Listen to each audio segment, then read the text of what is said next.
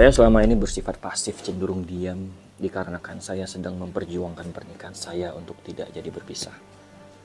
Namun karena sudah final, makanya saya ingin menjelaskan hal-hal yang menjadi simpang siur dan cenderung membunuh karakter saya. Sehingga sudah waktunya untuk saya speak up apa yang sebenarnya terjadi. Walaupun entah bagaimana surat itu bisa ada di tangan-tangan orang yang tidak bertanggung jawab dan menyingkat surat tersebut ke poin-poin yang memberatkan saya, yang merusak reputasi saya. Itu hal yang lumrah. Dari awal sudah saya sampaikan sama Rian, bahwasanya apabila sesuatu itu sudah putus, itu pasti akan dipublish oleh Mahkamah Agung. Oke? Dan itu tidak hanya berlaku buat Rian dan Ricis. Semua perceraian yang lain pasti kita bisa akses, asalkan kita tahu nomor perkaranya. Karena keponya netizen, keponya orang-orang di luar, tentunya hal-hal yang sensitif yang sebenarnya tidak perlu diungkap akhirnya ada semua. Kerugian tentu ada kerugian, tapi sudahlah, itu merupakan jalan hidup yang harus diterima kedua belah pihak. Dari pertama saya mengenal ibunya Moana, saya hanya ingin bisa membangun sebuah keluarga yang sakinah, mawaddah, warahmah. Ibunya Moana adalah seorang wanita yang luar biasa dengan pribadi yang kuat. Dari pertemuan saya pertama dengan beliau, saya sudah yakin beliau adalah wanita yang terbaik untuk menjadi istri dan ibu dari anak saya. Namun dalam menjalani rumah tangga, tentunya ada saat-saat up and downs yang gak pernah saya sangka dapat berujung ke perpisahan. Apalagi dengan alasan-alasan yang menurut saya kecil untuk menjadi penyulut perpisahan saya. Dan dijadikan gugatan tertulis dari ibunya anak saya. Dimana sebelumnya saya yakin permasalahan rumah tangga saya pasti bisa diselesaikan dengan baik. Ternyata penerimaan atau pengharapan yang kita harapkan Rian dan Ricis bisa ada momen bisa bersama-sama lagi, ternyata nggak ada. Jadi kita mesti rasional, kita mesti melihat keadaan yang sebenarnya. Memang kita lihat Rian dan Ricis memang tidak bisa untuk disatukan kembali. Tim hukum sebagai pengacara Rian, kita memberikan nasihat kepada dia, apalah gunanya mengharapkan istri, mengharapkan wanita yang sudah istilahnya mengajukan gugatan, kemudian sudah memaparkan ini dan itu segala macam. Jadi harus lapang dada, harus besar hati, Rian harus bisa menerima keadaan ini gitu. Dan rasa-rasanya sih memang keputusan banding ini belum final ya teman-teman. Tapi Mas Dedi dan Rian sih ada kesepakatan mungkin akan mengarah pada sana gitu. Tapi kita lihat perkembangan. Which is, dengan ini saya juga melepaskan cincin pernikahan kita dari jari saya. Sebagai bukti saya sudah ikhlas melepaskan kamu sebagai istri saya. Saya mohon maaf jika banyak salah kata dalam klarifikasi ini. Klarifikasi ini nggak ditujukan untuk menjatuhkan atau menyenggol ibunya dari anak saya. Tapi saya untuk menjelaskan apa yang saya rasakan dan saya menolak segala fitnah yang ditujukan kepada saya dan keluarga saya.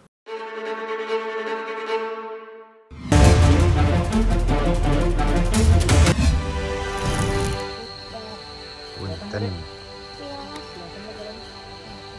Kelihatan tuh pakai batu. Assalamualaikum. Iya, bapak tadi Pak ada tadi. Bapak Pak. Mau bilang Dok. Al-Fatihah.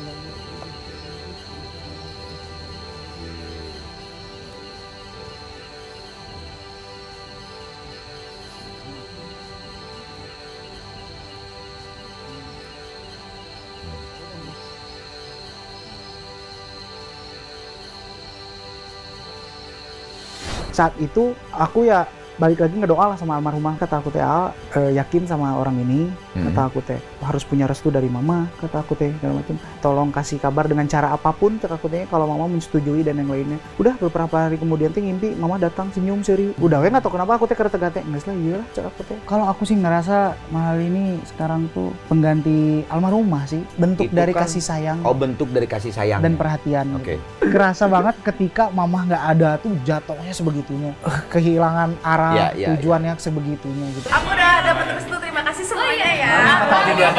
alhamdulillah, atau apalagi seneng aku dapetin pasangan yang memang mengerti juga akan pekerjaan dan sama pekerjaannya.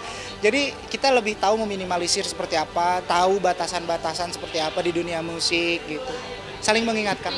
Semoga sih hubungan mereka langgeng dan apa yang menjadi cita-citanya bisa tercapai, karena kan manusia atau orang itu kan penuh dengan perjuangan, dan semoga apa yang menjadi perjuangannya bisa berhasil.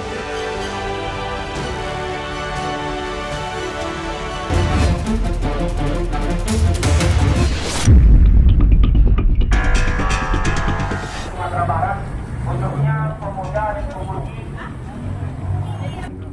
mengecewakan rakyat Sumatera Barat, khususnya Kota Padang, dengan statement yang diberikan. Saya bilang itu memang kemalingan.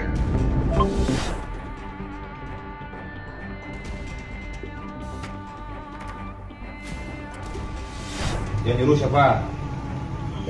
Dokter. Dokter mana? Dokter mana? Tunjuk saya lah. Udah biar clear. Ngomong ini. Hah? Jadi pura-pura masuk, kemudian Tas. satu, keluar, Terus? satu, nanti kita telepon lagi. Tuh, Pak. Atas tuh bagian lihat. Ini melihat tujuan dokter. Oke, kontennya. Kliniku kecurian ini adalah suatu hal yang tidak mengenakan banget. Bukan masalah angka, tapi musibah ini rentetannya bisa kemana-mana. Jadi kemarin salah satu kliniku itu kecurian, yaitu Athena Padang. Padahal belum buka sama sekali, jadi belum operasional. Baru mau operasional tanggal 1 Mei nanti. Dan aku akan direncanakan tanggal 30 April nanti akan ke Athena Padang untuk peresmian. Tapi kemarin mungkin kecurian atau kerampokan ya, aku nggak tahu ya. Sore tepatnya, tiba-tiba ada orang yang menembus pintu. Karyawanku juga lengah karena belum buka, kita belum operasional. Lalu dia ngambil tas, dibawa lari. Padahal di situ ada CCTV ya. Amat sangat disayangkan banget pencuri zaman sekarang. Berani banget padahal di situ ada CCTV. Kalian semua yang kenal orang ini, tolong informasi ke aku. Informasi kalian sangat berguna bagi aku. Dan aku kasih kalian 10 juta bagi yang tahu siapa ini orang. Dan kalau bagi orang yang mencuri tersebut menonton video ini, aku nggak jadi masalah uangnya. Uang yang kamu ambil itu paling cuma kalau ditransaksiin paling cuma 3 juta sampai 5 juta rupiah. Tapi dokumen di dalamnya itu adalah dokumen yang amat sangat penting untuk perizinan Athena Padang. Maka itu aku minta untuk kamu untuk segera kembalikan dokumen tersebut. Kalau kamu kembalikan dokumen tersebut, aku nggak akan proses hukum apapun dan aku akan kasih kamu hadiah 10 juta rupiah. Dan karena hari ini juga sudah ada aksi ya, sudah ada aksi masyarakat terkait pemberitaan video viral dari viral ini.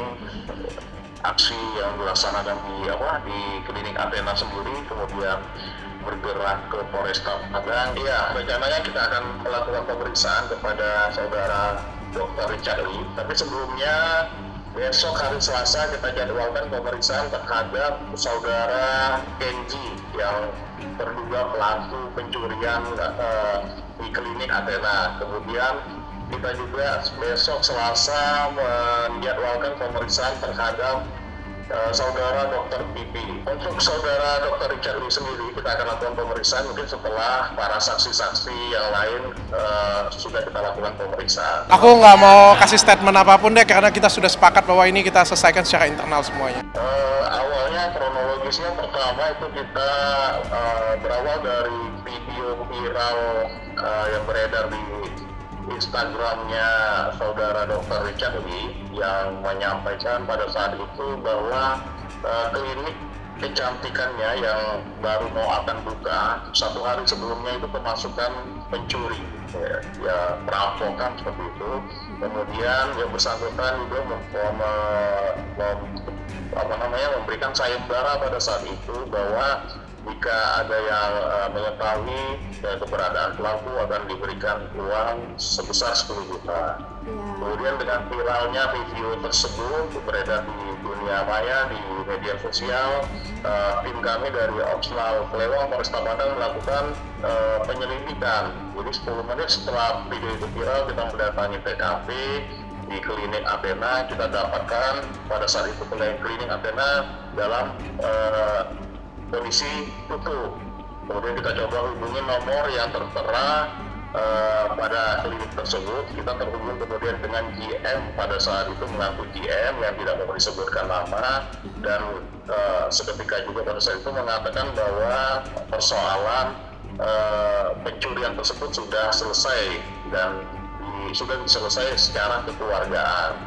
Kemudian anggota menaruh kecurigaan pada saat itu karena berita tersebut baru saja disampaikan oleh saudara Dr. Richard Lee di media sosial, tapi seketika juga setelah kita datangi TKP dan kita hubungi sudah selesai. Makanya anggota menaruh kecurigaan.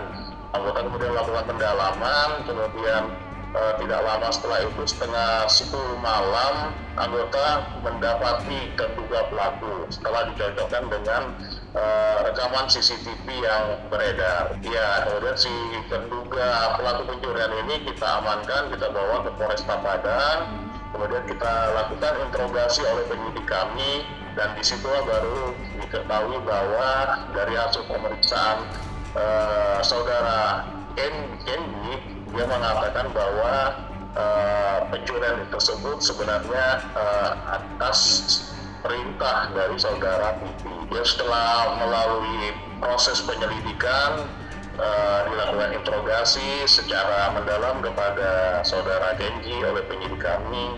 Kemudian secara terbuka si saudara Kenji mengungkapkan yang fakta yang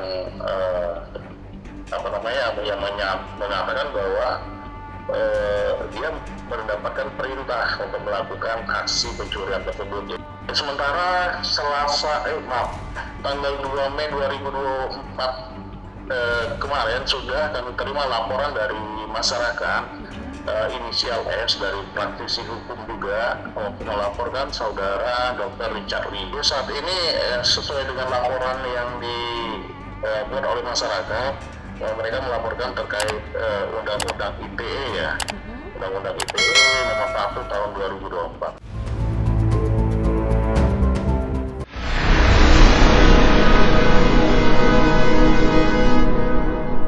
Jadi jangan lupa untuk subscribe Cumi Cumi. Ditekan ya tombol lonceng merahnya.